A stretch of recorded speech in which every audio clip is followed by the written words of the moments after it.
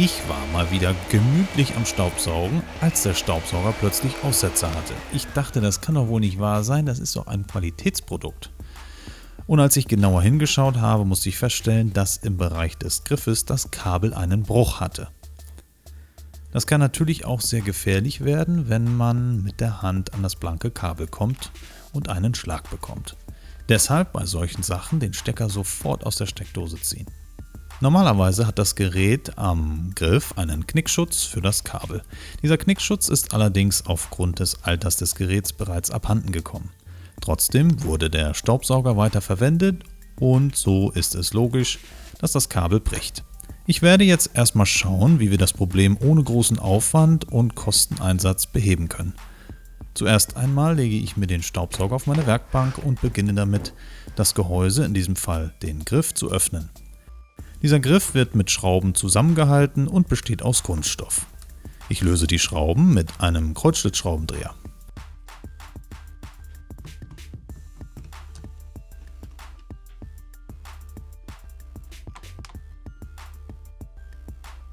Die zweite Schraube befindet sich direkt hier unter dem Kabel etwas versteckt.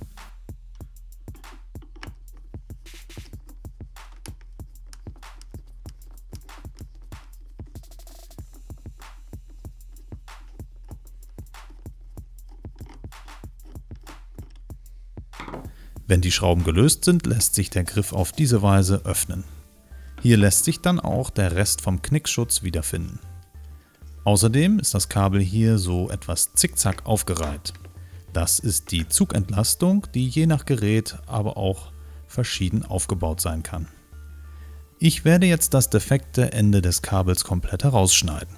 Dazu wird das Kabel hier von diesem roten Anschluss abgeklemmt. Also mit einem kleinen Kreuzschlitzschraubendreher erstmal die Schrauben lösen.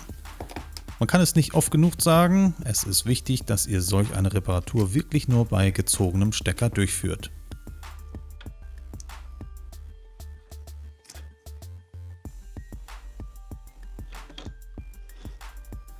Jetzt schneide ich mit einem Seitenschneider ein großzügiges Stück des defekten Kabelendes ab.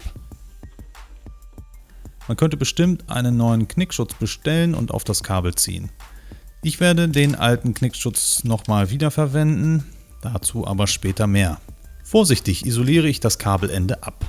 Wir brauchen ja zwei blanke Kabelenden, um dieses wieder richtig anzuschließen. Das kann man mit einem Cuttermesser erledigen, aber es gibt natürlich auch Profi-Werkzeuge dafür.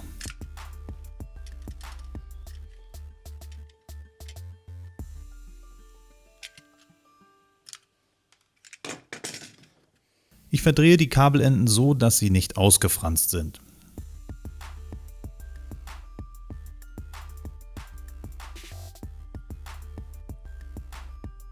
Jetzt verwende ich einen Lötkolben, um die Kabelenden sauber zu fixieren. Auf diese Weise lassen sie sich sicher anschließen und fransen nicht aus.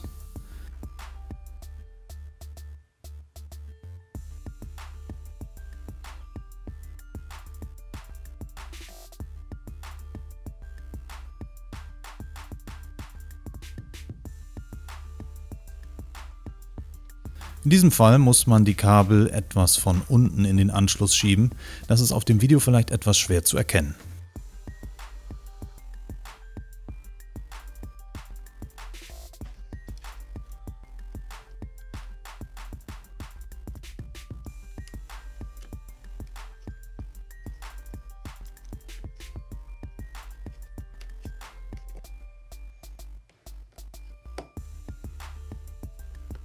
Ich drehe die Klemmschrauben fest und fixiere so die Kabel.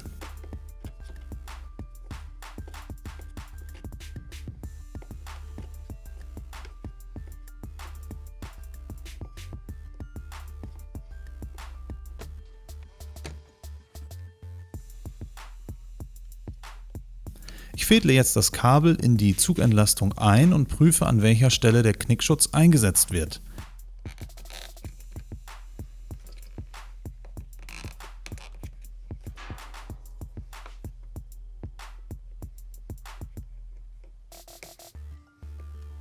An dieser Stelle markiere ich das Kabel.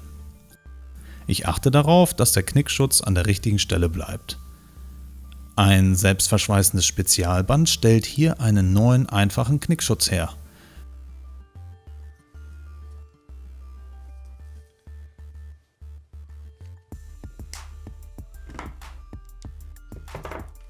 Alle verwendeten Materialien und Werkzeuge werde ich euch in der Videobeschreibung verlinken.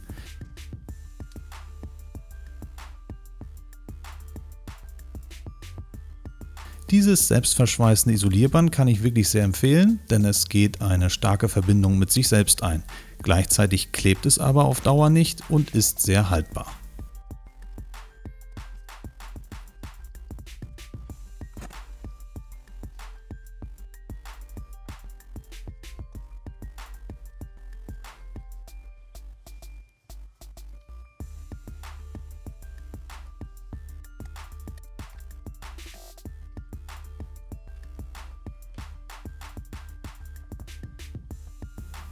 Durch die Markierung am Kabel passt die Länge jetzt genau für die Zugentlastung.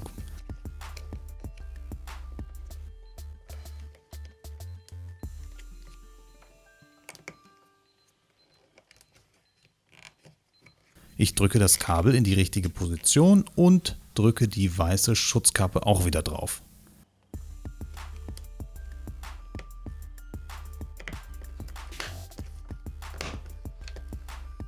Jetzt kann auch schon das Handgriffgehäuse wieder geschlossen werden. Das schwarze Band ist hier etwas zu dick geworden, aber es passt gerade noch rein. Ich setze jetzt noch beide Schrauben wieder ein.